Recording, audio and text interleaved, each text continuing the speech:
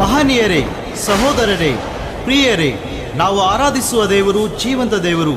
ಆದಿಕಾಲದಲ್ಲಿ ದೇವರು ತನ್ನ ಪ್ರವಾದಿಯಾದ ಯೆಹೆಜ್ಕೇಲನನ್ನು ಸಮಾಧಿಯ ತಗ್ಗಿನಲ್ಲಿ ಹೋಗುವಂತೆ ಮಾಡಿ ಒಣಗಿರುವ ಎಲುಬುಗಳಿಗೆ ಜೀವ ಕೊಟ್ಟನು. ಅದೇ ದೇವರು ಇಂದು ಸಹ ಒಣಗಿರುವ ಅನೇಕ ಬಾಳಿಗೆ ಹೊಸ ಜೀವನ ಕೊಡಲು ಶಕ್ತನಾಗಿದ್ದಾನೆ. ಬನ್ನಿ, ಈ ಹಾಡಿನಲ್ಲಿ ದೇವರು ಮತ್ತು ಪ್ರವಾದಿಯ ನಡುವಿನ ಸಂಭಾಷಣೆ ಹಾಗೂ ಅದ್ಭುತ ಕಾರ್ಯವನ್ನು ತಿಳಿಯೋಣ.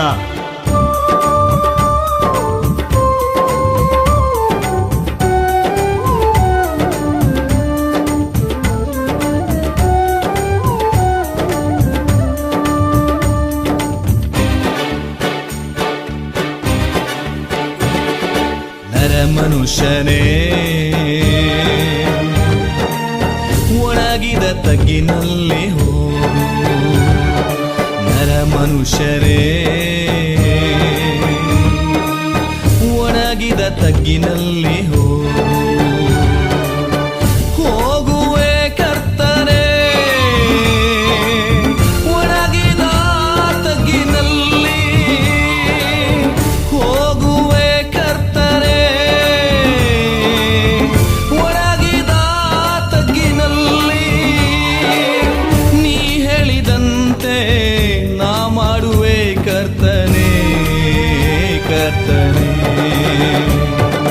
ನರ ಮನುಷ್ಯನೇ, ಒಣಗಿದ ತಗ್ಗಿನಲ್ಲಿ ಹೋಗು. ನರ ಮನುಷ್ಯನೇ, ಒಣಗಿದ ತಗ್ಗಿನಲ್ಲಿ ಹೋಗು.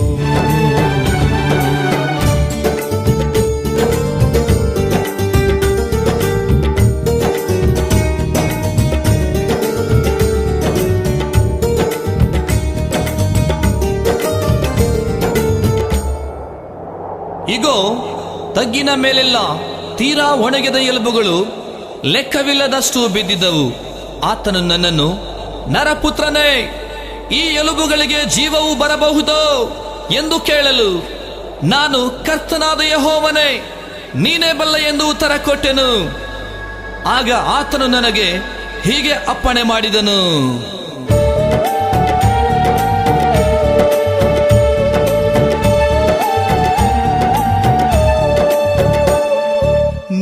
ಮನುಷ್ಯನೇ, ಎಲುಬುಗಳಿಗೆ ಜೀವವು ಬರಲಿ ಎಂದು ನುಡಿ.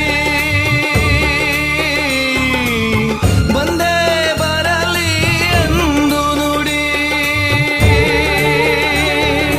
ನರ ಮನುಷ್ಯನೇ, ಎಲುಬುಗಳಿಗೆ ಜೀವವು ಬರಲಿ ಎಂದು ನುಡಿ. ಬಂದೇ ಬರಲಿ ಎಂದು ನೋಡಿ.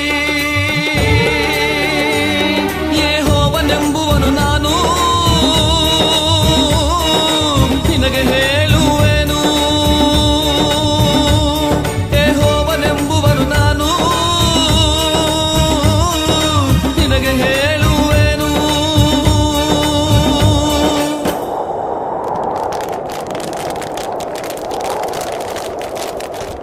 ನಾನು ಆ ದೈವೋಕ್ತಿಯನ್ನೆತ್ತಿ ನುಡಿಯುತ್ತಿರಲು ಸದ್ದಾಯಿತು.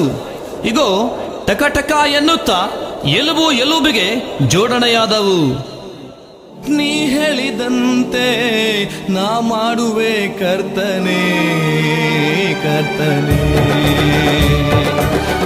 ಮನುಷ್ಯನೇ, ಒಣಗಿದ ತಗ್ಗಿನಲ್ಲಿ ಹೋಗು. ನರ ಮನುಷ್ಯನೇ, ಒಣಗಿದ ತಗ್ಗಿನಲ್ಲಿ ಹೋಗು.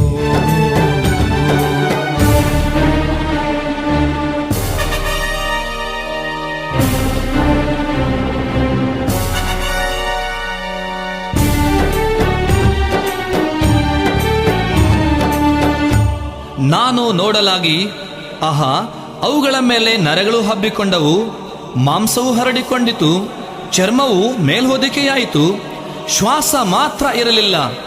ಆಗ ಆತನು ನನಗೆ, ನರಪುತ್ರನೇ, ನೀನು ಶ್ವಾಸಕ್ಕೆ ನುಡಿ, ನುಡಿ. ಶ್ವಾಸವೇ, ಕರ್ತನಾದ ಯೆಹೋವನು ಇಂತೆನ್ನುತ್ತಾನೆ.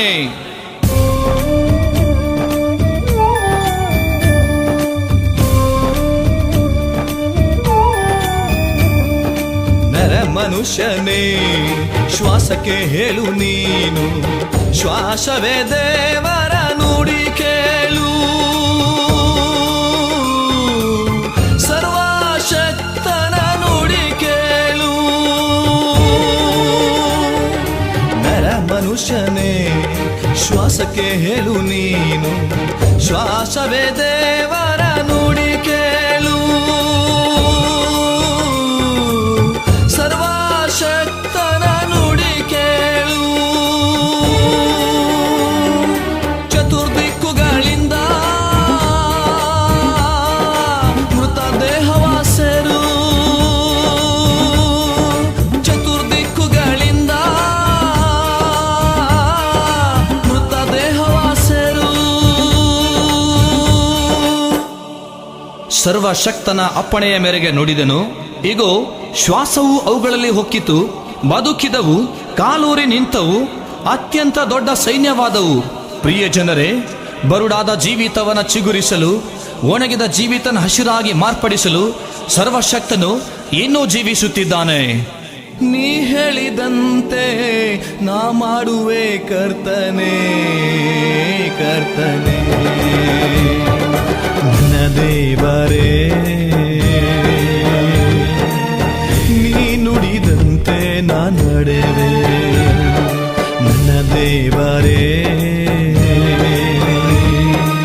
ನೀ ನುಡಿದಂತೆ ನಾ ನಡೆವೆ.